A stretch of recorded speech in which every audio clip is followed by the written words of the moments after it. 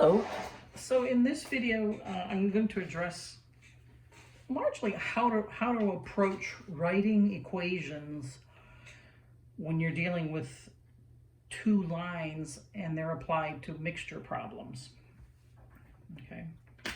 So we're going to look at these four examples, and before we even go ahead and start number one, I want to tell you what my approach is. First, I always look at the sentence with the question mark, and that sentence tells me how to define the variables x and y. At least it does it most of the time. And then once you know how to define your variables, then you really need to write it out. I mean, you really got to say, I know a lot of students just roll right over that and don't write anything down, and that's really not good. You really want to write a sentence for that, for each variable. And then look at the units associated with the given numbers and make an equation based on each unit, okay?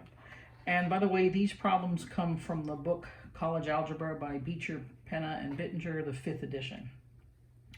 All right, so when I look at this, like number one, the owner of Daily Grind Coffee Shop mixes French roast coffee worth $12 per pound with Colombian coffee worth $9.50 per pound in order to get a 20-pound mixture worth $10.50 per pound. So how much of each type of coffee was used to make this mixture? All right, so first of all, if you follow the question mark, okay, so you want to look and see that the sentence with a question mark, and it tells you how to define the variables x and y. Let me put this over here. So when you look at the question mark, there it is, and look at what they say, how much of each type of coffee. So how much? And when you look at, well, how is coffee being measured? It's in pounds. So essentially I want to let them, they really could say how many pounds of each type of coffee was used. So one of the things I want to do then is say, oh, okay, then let X be the number of pounds of Colombian coffee or French roast, and then Y be the number of pounds of Colombian coffee. So we're going to start there. This is what I mean by writing a sentence. X be the number of pounds of, and you can abbreviate French roast, and then you can do the hashtag thing. Let Y be the number of pounds of Colombian coffee. That didn't take very long. That took maybe 10 seconds. I don't know. It's so important. Okay. The next thing you want to do is look at the units associated with the given numbers, and you're going to make an equation for each unit, or based on each unit. So when I look at the numbers, I see here, the first number I see is $12 per pound. So I see $12 per pound. Now notice it's got two units with that number. That's a rate, right? It's got two units. It's got dollars and it's got pounds. And then they have another number, $9.50 per pound. And then they have 20 pounds. That's only got one unit, pounds. And they got another number, $10.50 per pound. So there's three rates and then one quantity. So what do I do with that? Well, that means I have dollars and I have pounds. I can see those two units. And I'm going to try to get an equation for dollars and an equation for pounds. Now, for pounds, it's probably the easiest one because, first of all, look at, you know you're going to end up with 20 pounds of a mixture, and you just defined X to be the number of pounds of French roast and Y to be the number of pounds of Colombian coffee. So your first equation really can be, okay, pounds plus pounds equals pounds, right? That's what you want to do. So you have X pounds plus Y pounds equals 20 pounds. Now notice your pounds, you have pounds plus pounds equals pounds. Wonderful. That's good. Next, you have all these rates. And remember, with the rates, you really don't know the quantity. So what do I mean by that? So let's say I have this pen, and I tell you this pen it's $2 per pen. Well, you don't know how much I've spent until I tell you what? How many pens I bought, right? So the $2 per pen just gives a rate that tells you the money per pen. But if I then say I bought 5 pens, oh, now you do 2 times 5 to get $10, okay? That's what you're gonna have to do here. So you have a rate, and when you have a rate, you need to multiply by usually whatever's in the bottom unit to get the top unit. So for example, here what we know is it's $12 per pound of Colombian coffee. So when I do this, $12 per pound of, oh, is that Colombian coffee or, sorry, French roast? Sorry, French roast. Okay, that's still just a rate. When I multiply it by X pounds of what? French roast. Watch, well, let me keep going here. And I do plus $9.50 per pound of Colombian coffee times Y pounds of Colombian coffee. All right, what's happening here is the pounds here of French roast cancel out the units, pounds of French roast, and you're left with 12x dollars. And here the same thing, pounds of Colombian coffee with the pounds of Colombian coffee here, and you're left with 950 Y dollars, right? Because that's what you're left with, dollars, 12 and X, 1250 X dollars plus 950 Y dollars equals, and then what they tell you is that you end up with a mixture, 20 pounds of a mixture worth $10.50 per pound. What I've seen students do is go like this, $10.50 per pound. But unfortunately what that does is you're saying dollars plus dollars equals dollars per pound. So that doesn't match. So you still have to multiply by what you know ends up happening is you end up with 20 pounds of the $10.50 per pound mixture. So you got to multiply by 20 pounds, and then when you do, what happens is these cancel out and you're left with dollars. So now what's going to happen, you're going to have dollars plus dollars equals dollars, and that's what you need. So you're going to have 12x plus 950y equals 1050 times 20, right? All right, so that is the hardest part here. So let me go to the next page and just write, I wanted to make sure we got all the units and we understood why we're setting up the way we are. So what you're solving together is x plus y equals 20, and then 12x plus 950y equals 1050 times 20. That's what you're solving now, okay? All right. So now this is your system. Probably you're going to use substitution, although you could, if you wanted to do elimination, you could multiply the first equation, the top one, by -12, and that would eliminate the x's, or you could multiply by -9.5 to the top equation, that would eliminate the y's, right? But probably substitution is the easiest, so let's just say I let x, using the top equation, solve for x, and you'll get x is 20 minus y, right? And then you're going to plug this x from the top equation into this x, the second equation. So 12 times 20 minus y plus 950y is equal to 210, okay? So distributing here, you get 240 minus 12y plus 950y equals 210. All right, and this is negative. This is more negative, right? -12 plus not positive 950y. You're going to negative 250y, and then you move the 240 over and subtract it. You're going to get -30. So divide by -2.5 here, and y is 12 pounds, and we let y be.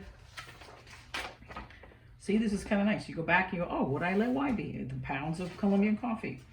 So pounds of Colombian coffee. And then you know that x plus y is 20. So if x plus 12 equals 20, x is 8 pounds of French roast. Right? All right, so you're mixing essentially then these two kinds of coffee that had a different rate, right? The French roast is more expensive than the Colombian coffee, and then you got them in the middle kind of price. $10.50 is between the $12 and the $9.50, so that's what you did. All right, so that's the number one. Let me clear this out. All right, so you can go ahead and start reading number two and start thinking about, actually, Let me put this up here. Look at the question mark, the sentence with a question mark. It tells you how to define the variables x and y. So you want to do that. And then once you've done that, look at the units associated with each number and make an equation based on each unit. So when you read number 2, a 1 cup serving of spaghetti with meatballs contains 260 calories and 32 grams of carbohydrates. A 1 cup serving of chopped iceberg lettuce contains 5 calories and 1 gram of carbohydrates. And how many servings of each would be required to obtain 400 calories and 50 grams of carbohydrates, right? So there's a lot of reading. So what I'm saying is go to the question mark. Here's the sentence with a question mark. And what are they saying? How many servings of each? So how many servings of spaghetti meatballs and how many servings of iceberg lettuce would it take to come up with 400 calories and 50 grams of carbohydrate? So pause for a second and go ahead and write what you would say x and y are. Go ahead and write that. So if, hopefully you've come back and you said let x be the number of servings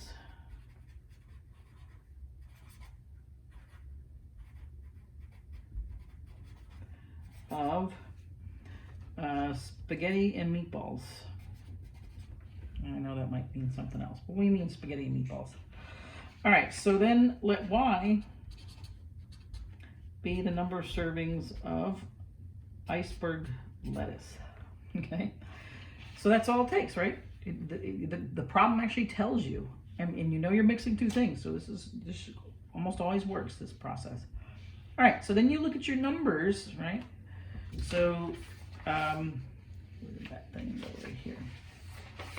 All right, so you defined your variables. Now you look at your numbers and look at the units. So go ahead and find what units do you have, what numbers do you have. You have 260 calories, 32 grams of carbohydrates, 5 calories, 1 gram of carbohydrates, and then 400 calories, 50 grams of carbohydrates. So you're like, wow, I see a lot of what? Grams and grams and calories is what I see. And I don't see a rate, meaning, well, again, I guess it is because it's 260 calories. They haven't said this, but it is. They are giving you a rate because it's 260 calories per cup of spaghetti and meatballs. And again, you don't know how many calories you ate until you tell me how many cups you ate, right? So that is a rate. All right, so you have, and in the end, you want to have 400 calories and 50 grams of carbohydrates. So you're like, well, I'm going to have an equation for the calories and an equation for the carbohydrates. So let's take the rate. So let's say we work on the calories, right? And you say, okay, well, I know that there's 260 calories per 1 serving of spaghetti and meatballs, right? But again, it isn't until I tell you how many servings I've eaten that you know how many calories. So you multiply that by x, what you defined to be the number of servings of spaghetti and meatballs. So x servings of spaghetti and meatballs, right? And when you do that, watch what happens. The servings of spaghetti and meatballs cancel out, and you're left with what? Calories, right?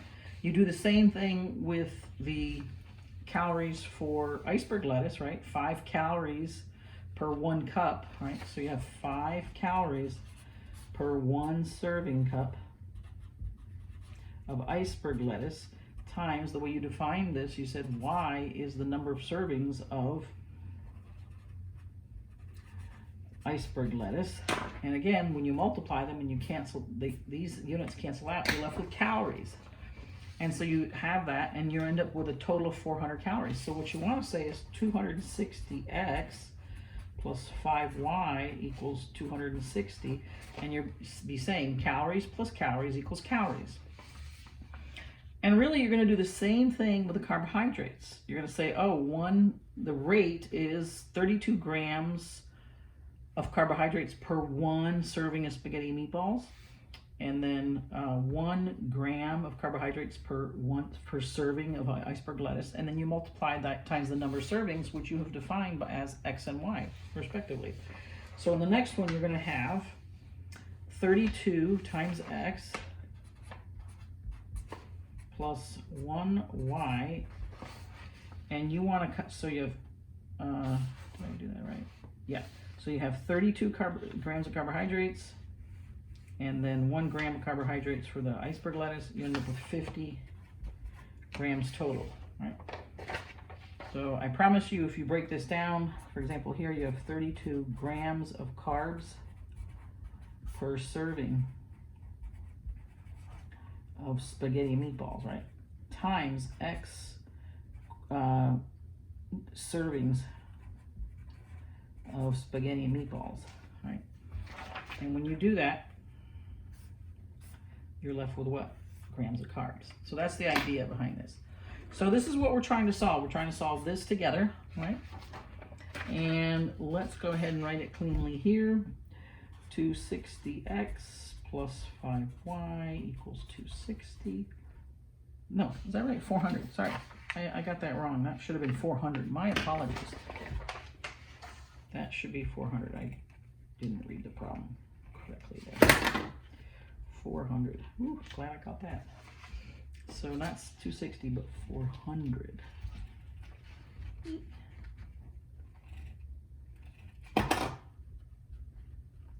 Okay, and then 32x plus 1y equals 50. And if you need to write like I have been doing, write the units down, because it's the units that are going to keep you honest. You know? All right, so now, again, probably the easiest thing to do is do substitution, because this has the y here has a coefficient of 1. So if I solve this second equation for y, I get 50 minus 32x. And I probably want to go ahead and now substitute this y in here. So I have 260x plus 5 times y, which is now 50 minus 32x, equal to 400. And so you're going to get 260x plus 250 minus 160x equals 400. And so if you add the x's together, you get 100x, right? Plus the 250 equals 400. Then you're going to subtract 250, and you're going to get, here you're going to get 150, right? So now x is 150 divided by 100, which is 1.5, and it's 1.5 what? 1.5 servings. Again, you go back to how you defined it, servings of spaghetti and meatballs.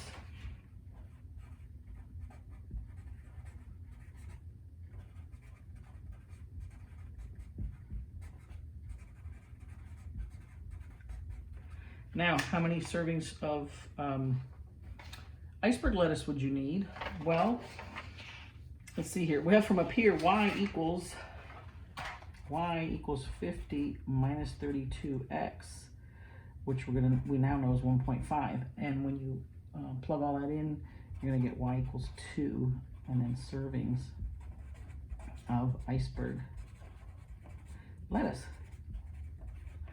Now, one point that I want to make, see if I can find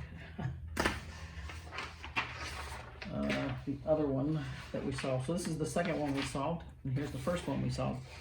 I just want to make the point that when we started the coffee one, the first one, we had to, our equation, you know, a lot of them are x plus y equals 20 or whatever, or you adding two quantities to get the total quantity. And here you had to multiply a rate times the quantity so that you were able to have the units come out dollars plus dollars equals dollars. Here they just gave you the calories. You didn't have to do any work for this 400 or the grams of carbohydrates. So you can't memorize this stuff. You really have to go by the units. You really have to let the units tell you what to do. Okay, that's really my main point here. Let's take a look at the third one here.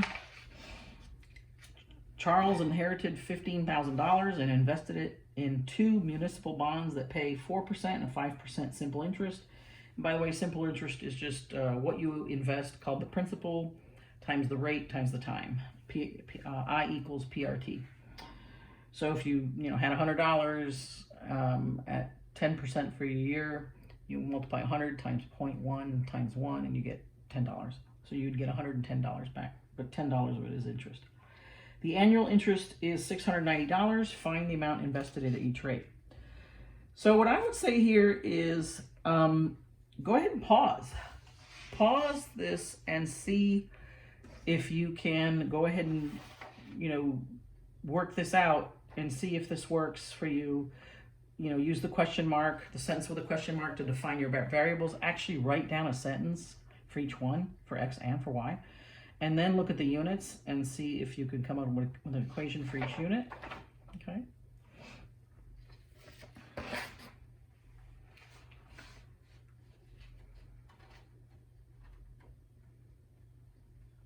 So hopefully you did that. Let me go ahead and tell you, this time I've got these solved so that the video doesn't get so long. So again, what they say is find the amount invested at each rate. So they didn't give you a question mark, but they told you what they're finding.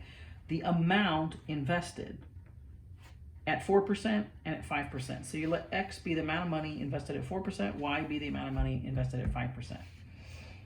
So now what you do is that since you said this is the amount of money, right, and you start looking at your units now, and you have dollars, and you have percent, and you have dollars. So you're like, okay, there's a total amount invested was what he inherited. It was 15,000. So X plus Y equals 15,000, and that's dollars plus dollars equals dollars. So we're good there. Remember, simple interest is I equals PRT. So what you have is you have percents and you have a dollar. It looks like because of the interest rate formula, you're going to use it to find how much interest you get. So the total amount of interest. Now see, this is what he invested. Even though these are dollars and these are dollars, they're slightly different because these are dollars invested. That's the 15,000. These are dollars of interest. So they're a little different. They're dollars, but it comes from a different source. So what you got to say is, oh, okay, well, this interest, how do you come up with interest? Well, it comes from this 4% and 5% that I'm earning on the dollars that were invested. So you're like, oh, okay, simple interest is I equals PRT. Because they say this is annual interest, we're going to assume that this $690 was from 1 year.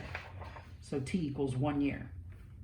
So you're going to have X, the amount of money invested at 4%. So the amount of money invested, and how is it invested? Well, it's earning 4 cents, right, per every dollar. So 4 cents of interest for every dollar invested. That's actually the rate. And so that when you multiply these two, what's in the invested cancels out, and you're left with what? Dollars of interest. You're left with 0.04x dollars of interest. You do the same thing with Y. The amount of money that you invest at 5% really means that you have a certain number of dollars invested and you're earning 5 cents interest on every dollar invested. That's your rate. So what cancels out is the investment units, and you're left with dollars, 0.05 Y dollars of interest. So if you clean that up a little, again, I'm just looking at all the units so you can see how it works out. You have X plus Y is 15,000, and then 0.04X plus 0.05Y is 690. And again, this one's probably easier with substitution. So I solved for Y, and then plugged it in the first equation, and then plugged that into the second equation, the Y for the second equation, and then just worked it out. I mean, I know that part you can usually do pretty well. So I got $6,000 at 4% and $9,000 at 5%. Okay. So now example 4 is a little bit, I think, challenging, but it is a mixture problem, and it's the same kind of idea as what we've been doing. I think it's just, when students see percents and dilution, that's a little sometimes challenging, right? So an automobile radiator contains 16 liters of antifreeze and water. So that's the mixture, but this mixture is 30% antifreeze. So essentially you have 16 liters of 30% antifreeze. How much of this mixture should be drained and replaced with pure antifreeze which would be 100% antifreeze. That would be 100% antifreeze solution, so that the final mixture will be 50% antifreeze. So what I would say is really pause. See if you can use this strategy of, figuring out how to define the variables and then look at the units and come up with an equation for each unit. And then I'm going to go through it. So really, really, really please pause and try it. Hopefully you've tried it with, maybe you want to go back and try the first 2 or 3 and then try this one, just so you get a little practice and it's a little bit easier, I think. But anyway, hopefully you have paused.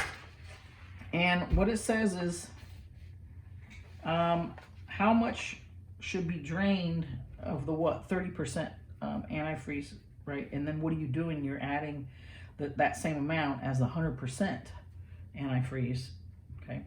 So we're going to say let X be the liters, because that's how it's being measured, liters of 30% antifreeze solution. That's what's going to be poured off. And let Y be the number of liters or amount of liters of the 100% antifreeze solution. That's what's going to be added in. So now the radiator, they tell us, holds 16 liters of antifreeze and water, of whatever, of some kind of liquid. So X plus Y is going to end up being 16. Because what's going to, so what's happening is right now there is 16 in there already. You're going to drain off a certain amount and replace the same amount, right? It's just that they're going to be different solution, concentrations, but the actual amounts are going to stay the same. So X plus Y is 16. And notice you have liters plus liters equals liters, right? 16 liters is equal to X liters plus Y liters. So units are good. When you write 30% solution, what you mean is that you have, and it doesn't matter what, I use liters because they're talking about liters. I could have used milliliters, gallons, whatever. It means that out of every 100 parts, in this case you have 30 liters of antifreeze out of 100 liters of solution. That's what you actually mean. So when you multiply this rate by the number of liters of a solution, then these cancel out and you're left with pure antifreeze. How much pure antifreeze is there in this amount of solution? So when you do this, these cancel out and you're left with 30x, right? 30 times x liters of pure antifreeze. And then you're going to add 100%, right? 1.0, 100% is 1.0 in its decimal form of, that's the amount, Y liters. So you're going to have 0.3x is going to be the pure antifreeze in here, plus you already have pure antifreeze in the Y, and you're going to end up with 16 liters of a 50% solution. That's what they wanted in the end, right? A mixture will be 50% antifreeze at the end. That's the rate, 50 liters per every 100 liters, but you still have to multiply by the 16 liters so you know how much actual antifreeze you have. So this is the rate. And remember, every time you have a rate, you have to multiply by the amount, right, to get the top unit. So you're having antifreeze plus antifreeze equals antifreeze. Those are your two equations. So when you set them up and clean it up a little bit now, you have X plus Y is 16, 0.3x plus 1y is 0.5 times 16, which will be 8. I went ahead and took the first equation and solved it for x, and I got 16, x is 16 minus y, and substituted that into the second equation. So in the place of x, right, I have 16 minus y, so 0.3 times 16 minus y plus y equals 8. And the rest you kind of see, you just, combining like terms and solving. So I end up with Y is 4.571 liters. So you drain off 4.571 liters of the 30% solution, and then you add in the same amount, 4.571 of pure antifreeze solution, so that you go from a 30% solution to a 50% solution, which is what they asked for. Okay? So just as a wrap up, this is what I've been using to guide me. These two questions, really. I absolutely define my variable. I'm very careful. I write the whole sentence out, and then I look at the units associated with the numbers and make an equation for each one. All right, thanks so much for listening.